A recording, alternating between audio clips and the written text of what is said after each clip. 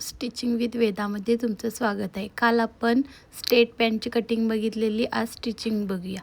हे बघा, किस्तक मी जोडून घेत आहे।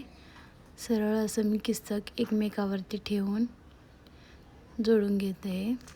बघू शकता, किस्तकापर्यंत जोडून घेतलेलं आहे मी। आणि आता तसंच दोन्ही साइडीन पण किस्तक जोडून घेतलेलं आहे। आता आपल्याला साईडचा भाग दोन्ही पार्ट मी जोडून घेतलेला आहे, तर साईडचा भाग जोडून घेऊया।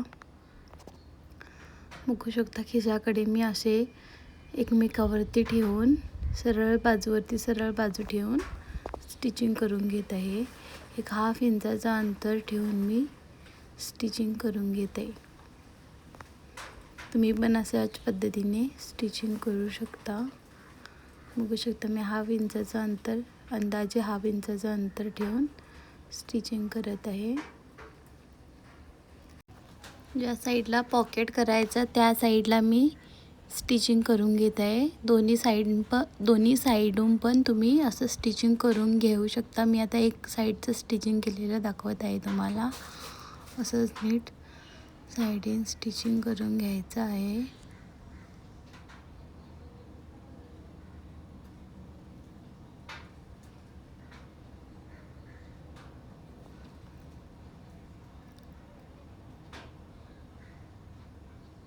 बॉटम असा नीट एकमेकावरती येईल असा समांतर अंतर घेऊन स्टिचिंग करत आहे।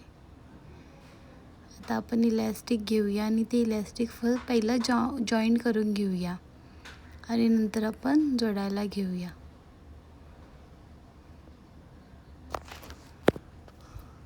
आता मी वेस्ट राऊंडकडे हाफ इंचाने पहिला स्टिच करून घेत आहे, कारण आपण 2.5 इंचाचं घेतलेलो पट्टी, त्याच्यामुळे हाफ इंच जे एक्स्ट्रा होते ते स्टिचिंग करून घेऊया।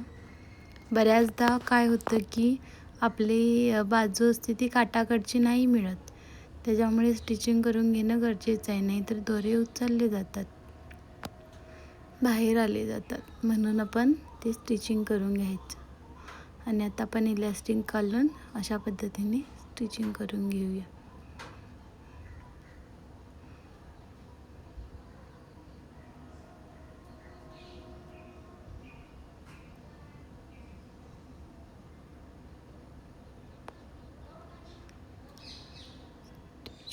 करून घेऊया।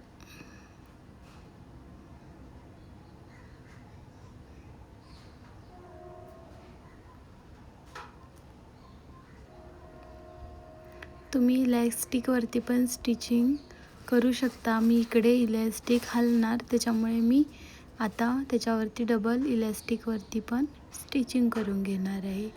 इलॅस्टिक अशा पद्धतीने खेचून मध्ये धरून अशी स्टिचिंग करून घेणार आहे। कशासाठी तर माझं इलॅस्टिक हे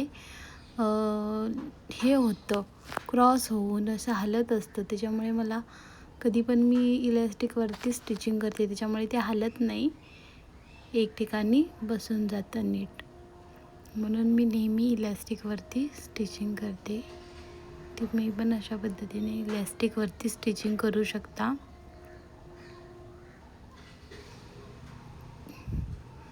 आता आपण बॉटम मारून घेतल्यानंतर बघू शकता, अशा पद्धतीने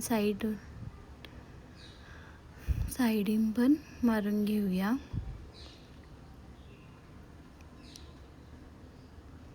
हे बघा, हाफ इंचाचा अंतर ठेवून मी स्टिचिंग करत आहे।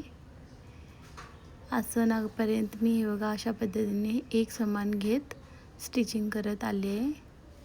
एक समान एकमेकावरती आसन ठेवायचं आणि असं स्टिचिंग करत दुसऱ्या इकडे पण जायचं। आणि तुम्ही डबल स्टिचिंग पण करून घ्यायचं, त्यामुळे डबल स्टिचिंग केल्यामुळे शिलाई सुटली जात नाही, चांगली होऊन जाते।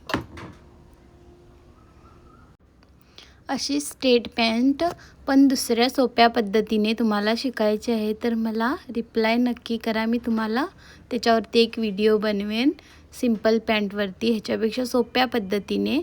आणि असे पॉकेट पण बनवायला शिकेन किंवा विदाऊट पॉकेटचं पण बनवायला शिकवेन। अशाच नवीन व्हिडिओसाठी स्टिचिंग विथ वेदाला सबस्क्राईब नक्की करा आणि लाईक करायला विसरू नका।